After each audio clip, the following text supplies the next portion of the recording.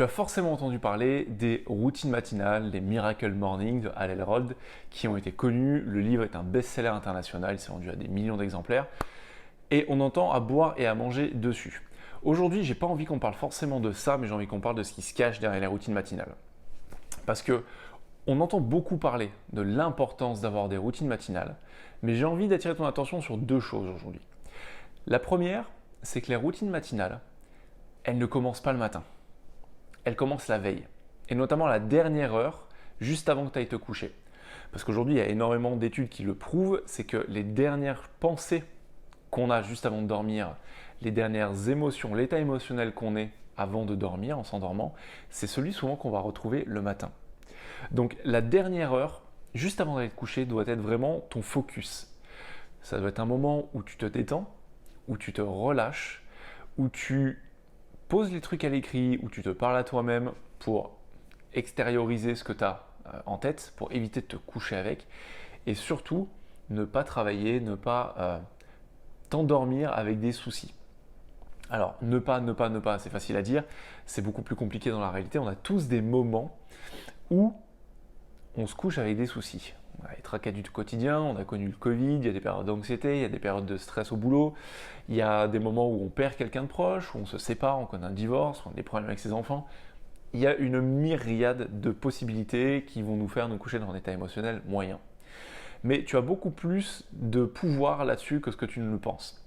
Un rapide petit intermède juste pour te dire que tu peux télécharger gratuitement les chapitres 1 et 2 de mon livre de Inboulonnable, c'est juste en description. Tu peux, en faisant quelques exercices de gratitude, en pensant à des choses agréables, en pensant à quelqu'un que tu aimes profondément, paramétrer cet état émotionnel. Et il est très important. Donc la première chose, c'est ça.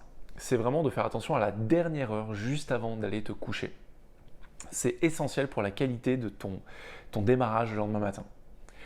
La deuxième chose, et là je vais parler de la Miracle Morning, des routines matinales, des habitudes matinales, de comment démarrer ta journée du bon pied. Il ne faut pas faire amalgame entre les pratiques et la dynamique que tu veux créer derrière. C'est deux choses totalement différentes.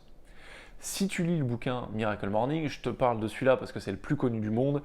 On va te parler d'écrire, on va te parler de méditer, on va te parler grosso modo de prendre du temps pour toi, de faire du sport, des étirements, de faire des affirmations positives. On peut y caler absolument tout ce qu'on peut. T'aimes faire des puzzles, fais des puzzles. T'aimes faire un Scrabble, fais un Scrabble. Non, plutôt un catamino. Mais un truc qui te fait du bien, t'as compris, tu peux dessiner, tu peux faire de la musique, tu peux chanter, tu peux danser, tu peux écouter de la musique qui te fait vibrer. En fait, le but de ces routines matinales, et c'est le seul truc que tu dois comprendre derrière, c'est que ça a pour but de générer un état émotionnel choisi. C'est ça vraiment le fondement de toute bonne attitude matinale, de toute bonne habitude, routine, appelle ça comme tu veux. Le plus important en fait, c'est de se dire, le matin quand tu te lèves, tu as le choix de partir dans le mouvement, de te laisser entraîner par le mouvement de l'eau, comme si tu te jetais dans une rivière et tu te laissais dériver comme ça en disant on verra bien là où la journée me mène.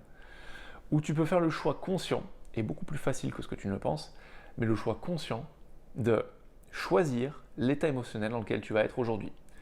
Tu peux le faire en méditant si tu aimes méditer, en allant marcher si tu aimes marcher, en allant courir si tu aimes aller courir, en allant juste écouter de la musique, en dansant, en trouvant quelque chose qui te met dans un bon état émotionnel.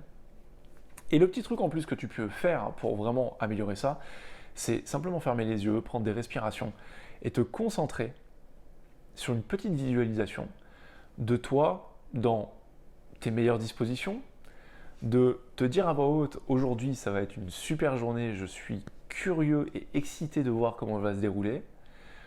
Tu peux juste penser à quelqu'un que tu aimes très fort ou à un endroit où tu te sens très bien, mais juste dès le début, donner une impulsion. C'est comme à la piscine.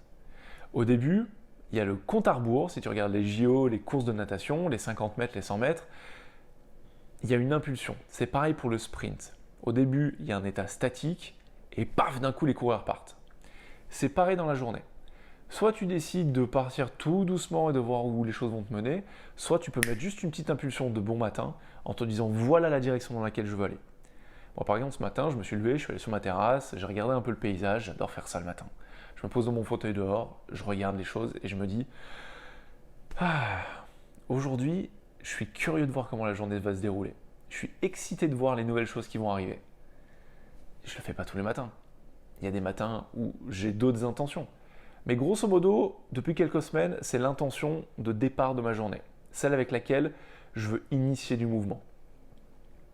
Parce qu'une fois qu'il y a de la curiosité et de l'excitation, souvent on a le sourire. Et on est en recherche des choses positives, des choses intéressantes de la journée. Et il ne faut pas oublier que fondamentalement, on est des chasseurs-cueilleurs à la base. On est câblé pour chercher, on est câblé pour fouiller, pour explorer les choses. Et quand on démarre la journée avec une dynamique d'exploration, les choses sont tout de suite plus fun. Donc voilà, c'est vraiment ce avec quoi je veux te laisser. Il y a deux choses quand on parle de routine matinale. Déjà, elle commence la veille. La dernière heure avant d'aller dormir est critique. C'est vraiment le moment où tu dois te paramétrer pour bien démarrer le lendemain matin. Et le lendemain matin, c'est de ta responsabilité de juste faire une petite impulsion, de la créer en te disant aujourd'hui, voilà dans quel état émotionnel, dans quel cadre émotionnel j'ai envie d'évoluer.